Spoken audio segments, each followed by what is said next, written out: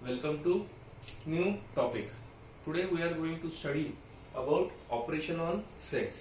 आपण आधीच्या क्लासेसमध्ये टाइप्स ऑफ सेट्स, त्याच्या काही प्रॉपर्टीज याच्याबद्दल शिकलेलो आहे आणि 1.3 प्रॅक्टिस सेट पर्यंत आपलं झालेलं आहे.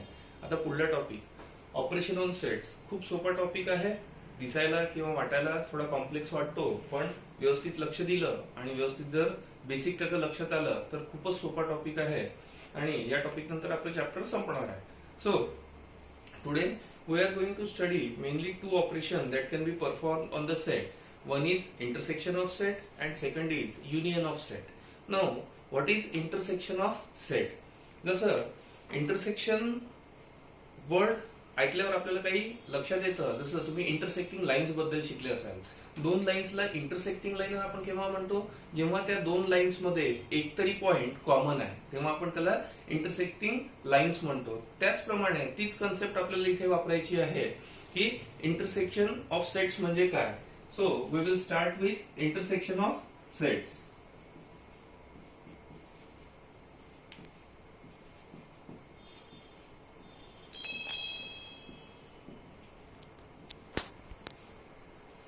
Now, if we are having two sets, set A and set B, so all the elements which are present in set A as well as set B, they are known as intersection of set. म्हणजे दोन set आहे आपल्याला आणि त्या दोन्ही sets मधले जे common elements असतील त्यांच्या सेटला इंटरसेक्शन ऑफ सेट असं म्हटलं जातं. त्याची डेफिनेशन जर आपल्याला बघायची झाली तर पुस्तकात तुम्हाला दिलेली आहे. If there are two sets A and B, then the collection of all the elements which are in set A and in set B is called as intersection of set. We will try to understand this with one example. त्याच्यासाठी आपण काही sets consider करू. पहिला set घेऊ आपण universal set.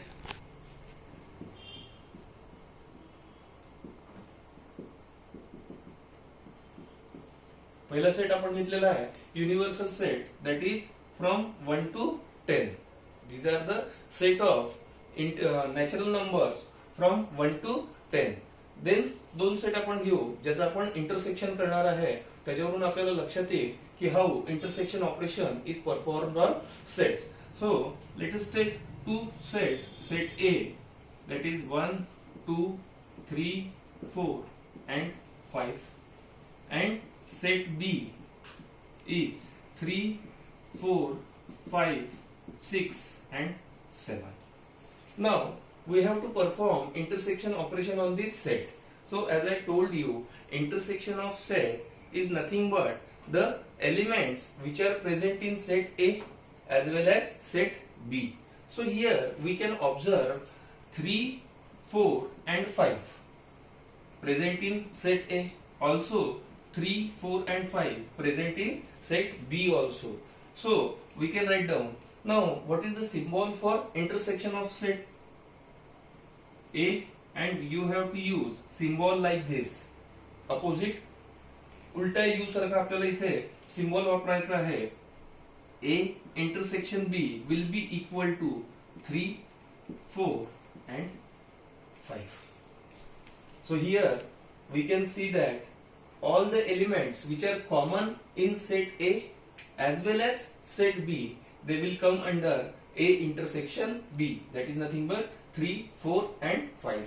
आता हे जे रिप्रेझेंटेशन आपण केलेलं आहे मॅथमॅटिकल रिप्रेझेंटेशन कोणत्या मेथड मध्ये आहे. रिप्रेझेंटेशनचे टाइप्स आपण बघितले होते. Listing method, rule method. हे कोणत्या टाइपचं आहे, लिस्टिंग मेथडचं आहे. रूल मेथड मध्ये यालाच आपल्याला कसं लिहिता येईल तर आपल्याला लिहिता येईल A intersection B is equals to, येत आहे का लक्षात, कसं लिहिता येईल, X such that. अगेन या व्हर्टिकल लाईनच्या ऐवजी तुम्ही कोलन म्हणजे दोन डॉट सुद्धा यूज करू शकता.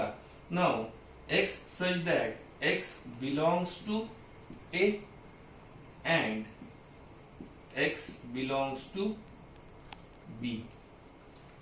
इथे तुम्ही बघू शकता A इंटरसेक्शन B म्हणजे काय, X such that X belongs to A म्हणजे X हा असा व्हेरिएबल आहे जो सेट A मध्ये पण येतो and X belongs to B म्हणजे जो B सेट मध्ये सुद्धा येतो.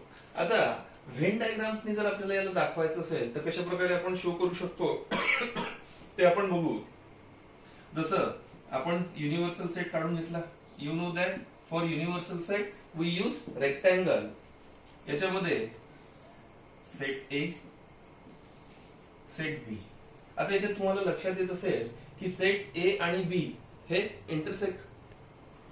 So this is set A, this is set B. आता तुम्हाला दिसत असेल की काही पॉइंट याच्यामध्ये, जसं हा सर्कल आणि हा सर्कल ओव्हरलॅप होत आहे. ऑब्व्हियसली ओव्हरलॅप होणार आहे, कारण सेट ए आणि सेट बी मध्ये जे कॉमन एलिमेंट्स आहेत ते आपण रिप्रेझेंट करतोय. सो सेट ए मध्ये कोणकोणते 1 2 आणि 3 4 5 हे ए मध्ये पण आहे आणि बी मध्ये पण आहे. So 3 4 and 5. Then 6 7 are in B. This is universal set, this is set A, this is set B, and this portion, shaded portion, is A union intersection A intersection B, and remaining, that is 8 9 10 will come over here. So this is a pictorial representation of A intersection B. आता अशा प्रकारचा तुम्हाला question विचारला जाऊ शकतो की draw the pictorial representation of A union B. Again sorry, union नाही, intersection A intersection B. त्यावेळेस आपण काय करू शकतो, युनिव्हर्सल सेट काढायचा आहे आणि जो ओव्हरलॅपिंग पार्ट आहे त्याला शेडिंग करून this will be the A intersection B. So अशा प्रकारचं पिक्टोरियल रिप्रेझेंटेशन सुद्धा तुम्हाला एक्झाम मध्ये विचारलं जाऊ शकतं. आता नेहमी अशा प्रकारेच रिप्रेझेंटेशन राहील का? आपण जर एक्झाम्पल चेंज केलं, आपण अशा प्रकारचा सेट्स घेतला, सेट ए घेतला 1 2 आणि सेट बी घेतला 1 2 3 4. तर या केसमध्ये रिप्रेझेंटेशन कसं येईल? या केसमध्ये रिप्रेझेंटेशन येईल बी आणि त्याच्या आतमध्ये येईल ए. कारण या दोघांमध्ये तुम्ही बघू शकता 1 2 1 2 हे कॉमन आहे. सो 1 2 याच्यात येईल, 3 4 हे बी मध्ये येईल. 1 2 is a part of A, set A, as well as part of set B.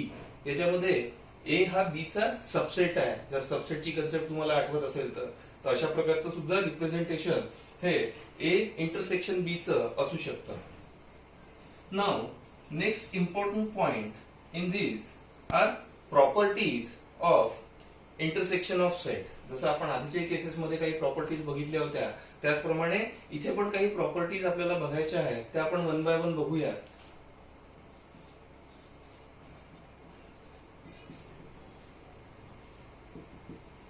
आता फर्स्ट प्रॉपर्टी जी आहे ते आहे A intersection B is equals to B intersection A.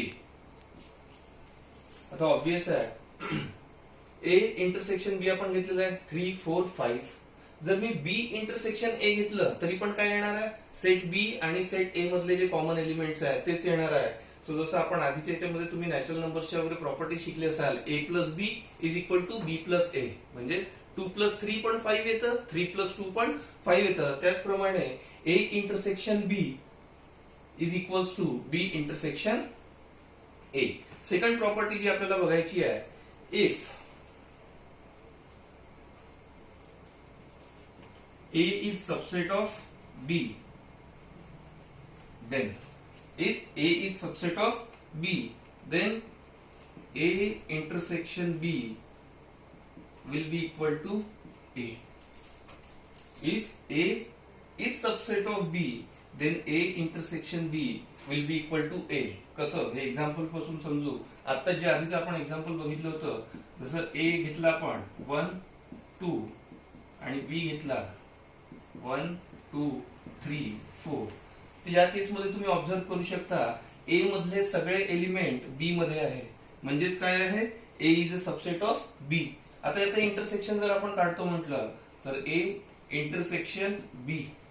A intersection बी कसा निघेल, असे एलिमेंट्स जे सेट ए मध्ये पण प्रेझेंट आहे आणि जे सेट बी मध्ये पण प्रेझेंट आहे. These are 1 and 2.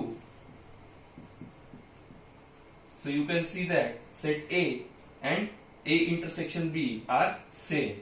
So we can write down If A is a subset of B, then A intersection B is equals to A. आता याच्याच अपोजिट पण आपण करू शकतो. म्हणजेच काय, सपोज B जर A चा सबसेट असेल तर A इंटरसेक्शन B काय येणार त्या केसमध्ये, B येईल. So that is property number 3. If B is a subset of A, then A intersection B will be equal to B. So these are the 3 properties. नीट बघून घ्या. काही डाऊट असेल तर मला कळवा. अजून पुढल्या प्रॉपर्टीज जे आपल्याला बघायच्या आहे. आता तुम्ही इथे जर ऑब्झर्व केलं, A इंटरसेक्शन B याच्यामधले सगळे एलिमेंट्स A मध्ये प्रेझेंट आहे. म्हणजे आपण म्हणू शकतो A intersection B is a subset of set A. Similarly या सेट मधले सगळे एलिमेंट्स हे B मध्ये पण प्रेझेंट आहे. So we can again say that A intersection B is also subset of B. So that is fourth property. A intersection B is subset of A and A intersection B is subset of B. So first property is A intersection B is equal to B intersection A. If A is a subset of B, then A intersection B will be equal to A. If B is subset of A, then A intersection B will be equal to B. And fourth property is A intersection B is subset of A and A intersection B is subset of B. Now, fifth property we can say that A intersection A dash. What is A dash now? A dash is nothing but complement.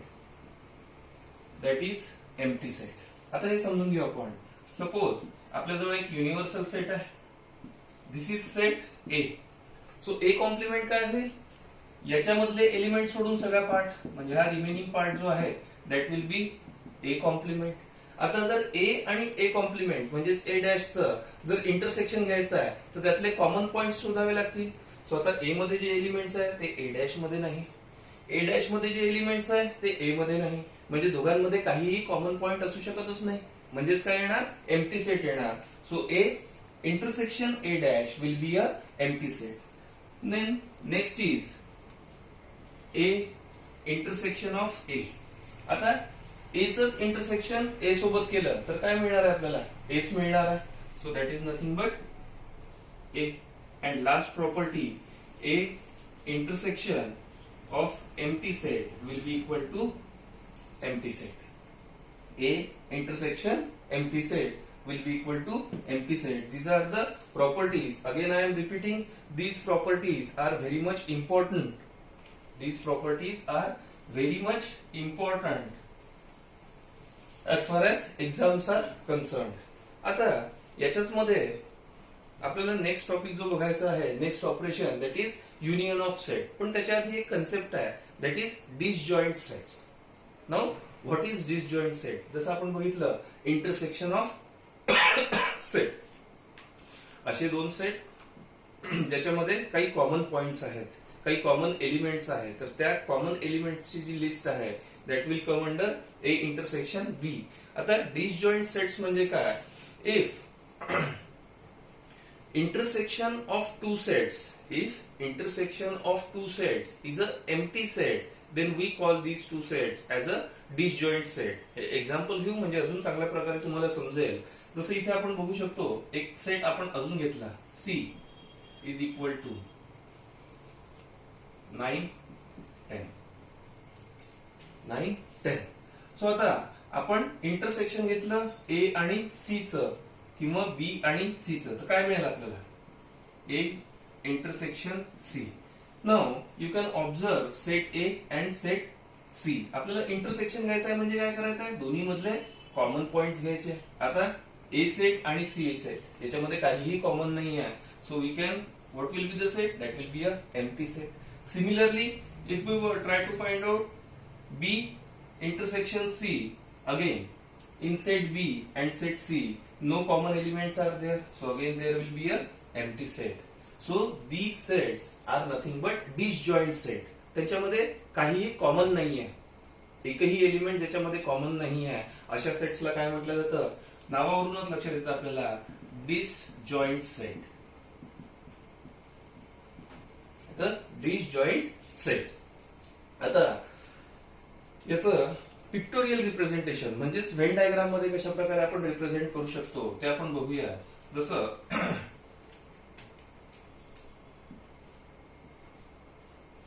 Universal set दिला आहे आपल्याला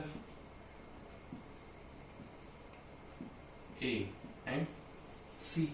ए मध्ये काय आहे 1 2 3 4 5 आणि C मध्ये काय आहे 9 आणि 10. सो इथे कुठेही ओव्हरलॅपिंग नाही आहे सर्कलचं. आधीच्या केसमध्ये आपण बघितलं होतं ओव्हरलॅप होत होते सर्कल. का? कारण दोन सेट मध्ये कॉमन पॉइंट्स होते. पण हे डिसजॉइंट सेट्स आहे. आता आपण इथे युनिव्हर्सल सेट कन्सिडर केला होता म्हणून अशा प्रकारे काढला. तुम्हाला एक्झाम मध्ये किंवा न्यूमरिकल्स विचारले त्याच्यामध्ये युनिव्हर्सल सेट दिला नसेल, फक्त दोन सेट्स दिले असेल, तर त्याचं व्हेन डायग्राम मध्ये रिप्रेझेंटेशन कसं होईल? Simply you will have to draw two sets which are not combining. This will be set A, this will be set C, and this will be the representation, pictorial representation of disjoint sets. आता याच्यामध्ये काही activities तुमच्या text book मध्ये दिलेल्या आहे, ज्याच्यामध्ये page number 12 वर activity 1 दिलेली आहे. पेज नंबर 12 वर ऍक्टिव्हिटी 1 दिलेली आहे, ती आपण समजून घेऊ. ज्याच्यामध्ये आपल्याला 3 सेट्स दिलेले आहे. ए मध्ये काय काय पॉइंट्स आहे 1 2 4 7 5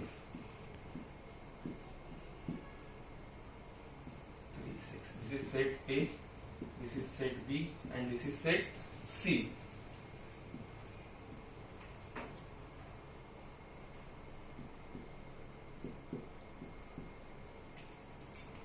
आणि याच्यामध्ये विचारलेलं आहे observe the set A B and C given by Venn diagram and write which of these are disjoint sets.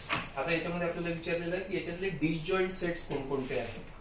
Obviously आपण बघू शकतो असे दोन सेट्स जे एकमेकांना ओव्हरलॅप नाही होत आहे, those are set A and set C. त्याच्यातले एलिमेंट्सही आपण बघू शकतो वेगवेगळे आहे. So set A and set C will be the pair of disjoint sets. आणि युनियनचं जर इंटरसेक्शन सेट्स बद्दल आपण बोलायचं झालं तर ए आणि बी मध्ये इंटरसेक्शन आहे, ओव्हरलॅपिंग आहे. So A and B will be means this 3 and 6 will be A intersection B, and this 10 11 12 this will be intersection between B and C. But A and C there are no common elements, so set A and set C are example of disjoint sets. Now next topic we are going to study is union of sets. Next topic that we are going to study is union of sets.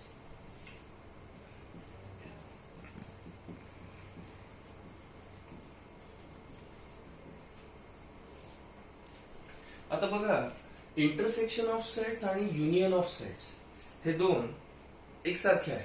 फक्त definition मध्ये एका शब्दाचा अंतर आहे.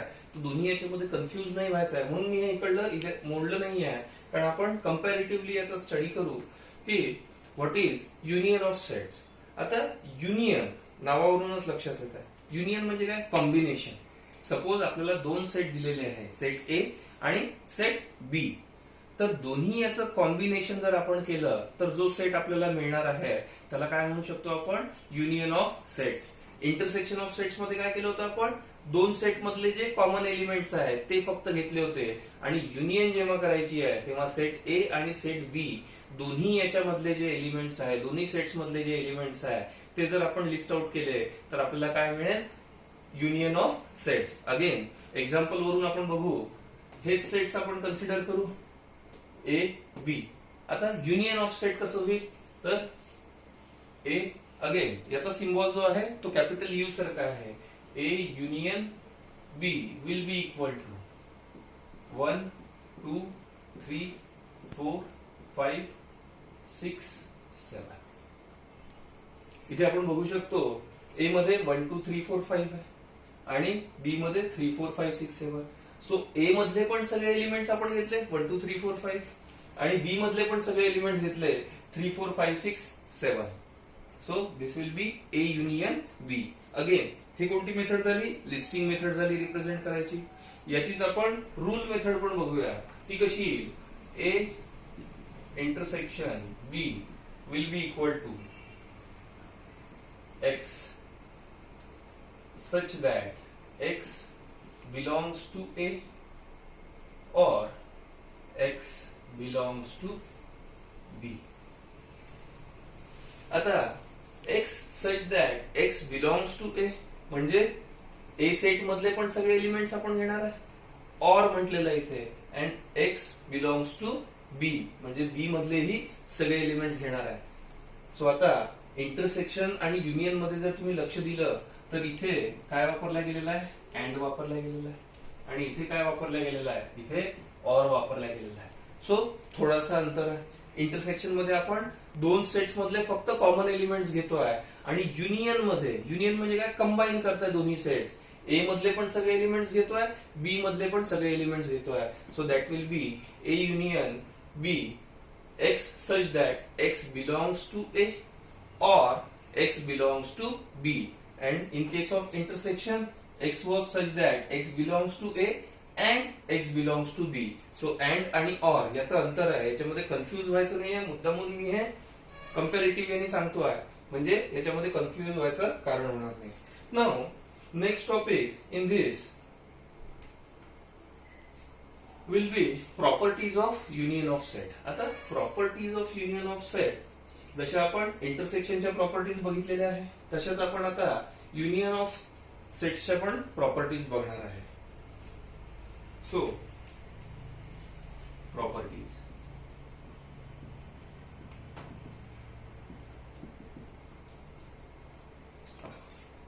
पहिली property A union B is equals to B union A. याच्यासारखीच property आहे. जसं A intersection B is equals to B intersection A होतं तसंच A union B is equals to B union A. जसं या एक्झाम्पल वरून आपण समजू शकतो ए युनियन बी म्हणजे काय येणार आहे? ए चे पण सगळे एलिमेंट्स, बी चे पण सगळे एलिमेंट्स. त्याच प्रकारे बी युनियन ऑफ ए केलं तर काय येणार आहे? बी चे सगळे एलिमेंट्स आणि ए चे सगळे एलिमेंट्स म्हणजे हेच मिळणार आहे आपल्याला ए युनियन बी और B union A. So A union B is equals to B union A. Now second property, if A is subset of B, if A is subset of B, then A union B will be equal to B. A union B will be equal to B. Example वरून समजून घेऊ आपण.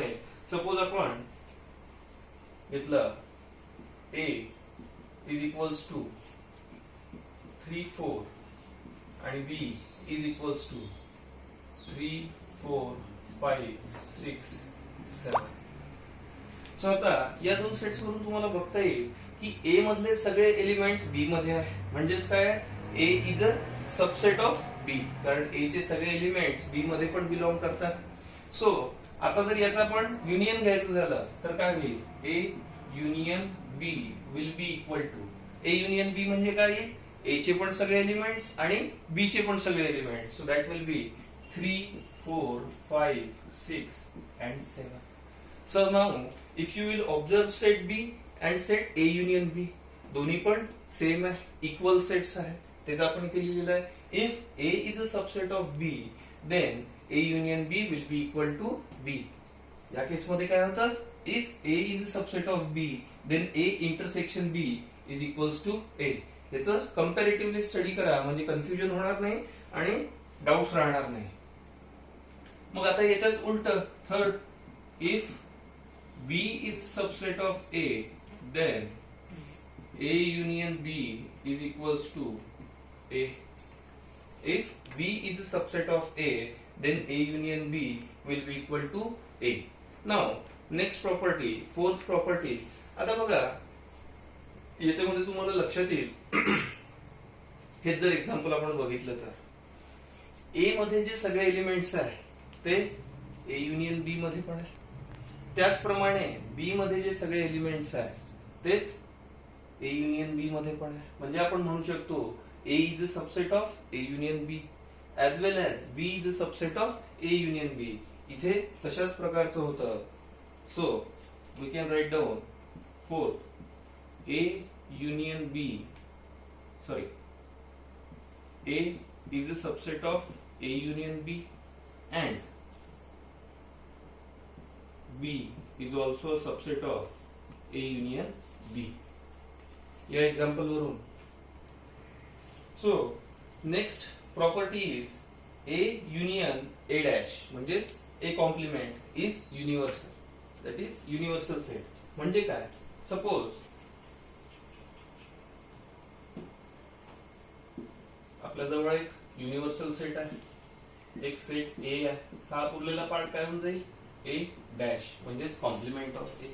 आता A union A complement म्हणजेच A dash म्हणजे काय? A मधलेही सगळे element आणि A डॅश मधलेही सगळे एलिमेंट म्हणजे हा पूर्ण पोर्शन येऊन जाईल. म्हणजेच काय होईल? U मिळेल आपल्याला. So A union A dash will be equal to U. आता A चं युनियन आपण A सोबतच केलंय तर काय मिळणार आहे? A मिळणार आहे. Last property is A union empty set that is five is also A. इथे आपला प्रॉपर्टीज आणि दोन्ही याच्या प्रॉपर्टीज झालेल्या ह्या कंपॅरेटिव्हली स्टडी करा म्हणजे कन्फ्युजन होणार नाही. काही न्यूमरिकल्स आणि ऍक्टिव्हिटीज तुमच्या टेक्स्टबुक मध्ये दिलेल्या आहेत त्याही एकदा करून बघा म्हणजे याची आयडिया क्लिअर होईल. दिसायला कॉम्प्लेक्स दिसत आहे पण खूप सोपं आहे. नीट लक्ष देऊन याच्याकडे बघितलं तर तुम्हाला ते लक्षात येईल. आता व्हिडिओ मोठा होत असल्यामुळे एक छोटासा पार्ट आपला उरलेला आहे तो आहे number of elements. Number of elements in set हा जो पार्ट उरलेला आहे आणि काही लोकांनी त्यांचे डाऊट्स कळवलेले आहे तर एक छोटासा व्हिडिओ मी याच्यानंतर करणार आहे ज्याच्यामध्ये नंबर ऑफ एलिमेंट्सचा छोटासा टॉपिक बाकी आहे आपला तो, त्याचं एखादं सॉल्व्ड एक्झाम्पल आणि जे डाऊट्स होते ते असा कंबाईन व्हिडिओ नेक्स्ट याच्यामध्ये टाकेन मी.